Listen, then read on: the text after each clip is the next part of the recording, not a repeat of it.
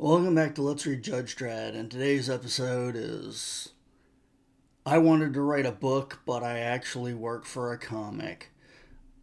Part 1, maybe. Oh, sorry. What I Did During Necropolis by P.J. Maybe, aged 15 and a half. Part 1. Right. Let's go. So we've got more of PJ Maybe's terrible drawings. We've got phobia and nausea. Everything's misspelled. For 15 and a half, PJ is pretty crap at drawing and writing. Okay, let's get into these huge, dense paragraphs. Oh man, these aren't even spelled right. I guess for most folks, Necropolis was not a good time. What with Judge Death and them killing everybody, life left, right, and center, millions dying and stuff. But for some, it was a positive godsend. Take me, for instance.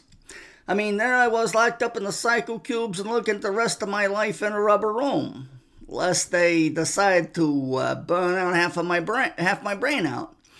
Which I'm pretty sure they were fixing to do anyway, just to be nasty.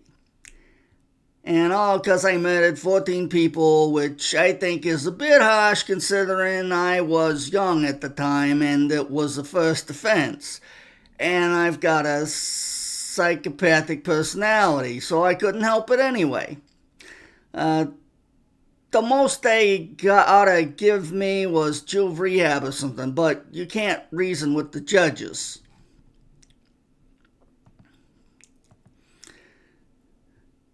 You kind of get off the, you kind of get cut off in the secure unit.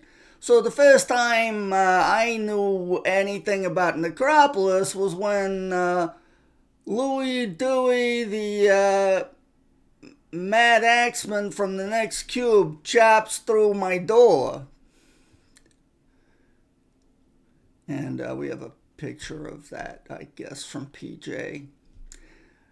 Gonna chop your head off, Juvie!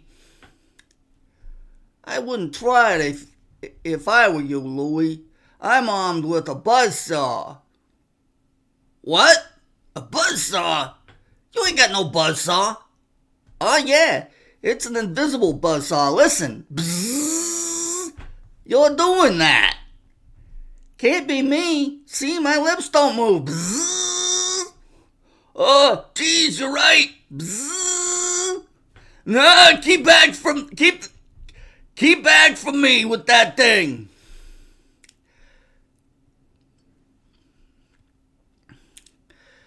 There was always ways of getting around most folks, even crazy ones, especially crazy ones. It's just a matter of how you approach them. Keys. It didn't take long to figure out what was going on. Most of the staff had run home to be with their families when phobia and nausea came to kill them.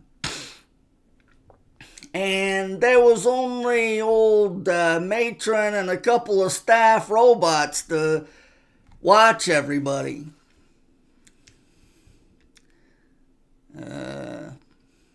So I set a couple of fires to add to the confusion and just walked out the front door. We must have been pretty close to the action, because I could see old Fabby and Naz up there screaming like banshees, saying how they was gonna give everybody hell. They were sure making the judges look sick. Maybe it was just a psychotic hallucination, but it seemed to me phobia caught sight of me and smiled. Real evil. Like, reached out her great ghastly claw and patted my head. Good boy. I guess she must have sensed that deep down I'm almost as rotten as that and twisted as she is. It's nice to know somebody appreciates you.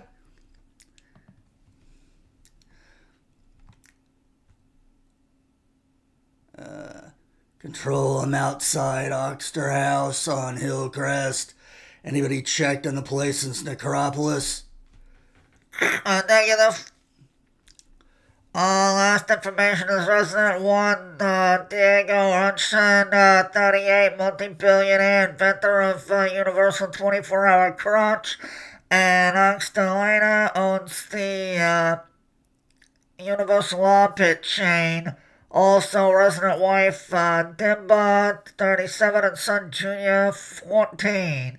None of the names appear on any list, any survival list. And the sign on the gate says, warning, these premises protected by Lethal Force Security, Inc. I'm getting no answer on the intercom. I'm going to take a look. Got a croaked on the electric wire. Better send a unit for him. House security systems still seem powered. Contact Lethal Force and tell them to trip the master switch. No can do. Lethal Force no longer operating. That's handy. Halt, you have entered these premises illegally. Leave at once or you will be terminated. This could be tricky. I'll keep you informed. I stole a car and headed for home. It wasn't any trouble to override the computer. I'm pretty smart at stuff like that. I just can't spell or write with this shit. The shrinks told me I've got some fantastic IQ that's so high even I couldn't count it, except that I'm not very good at some things like spelling and being nice to people. Yeah, no shit.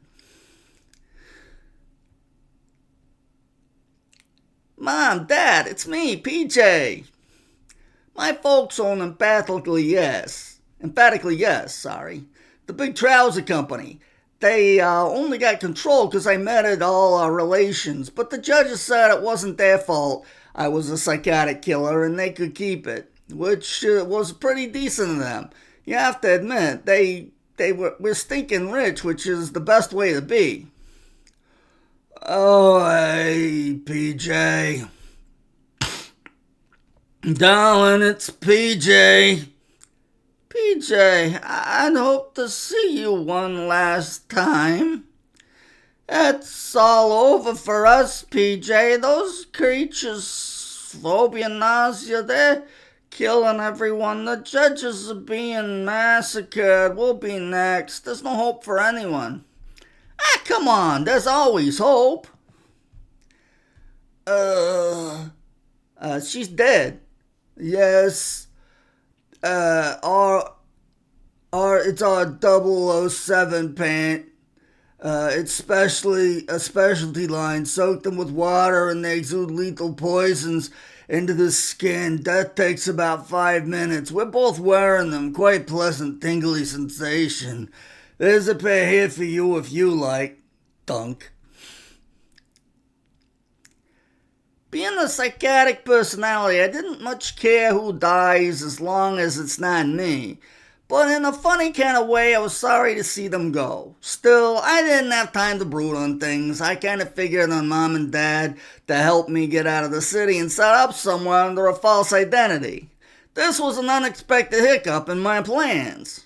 Fortunately, then the phone rang. It was Mom's pal, Miss Urchison.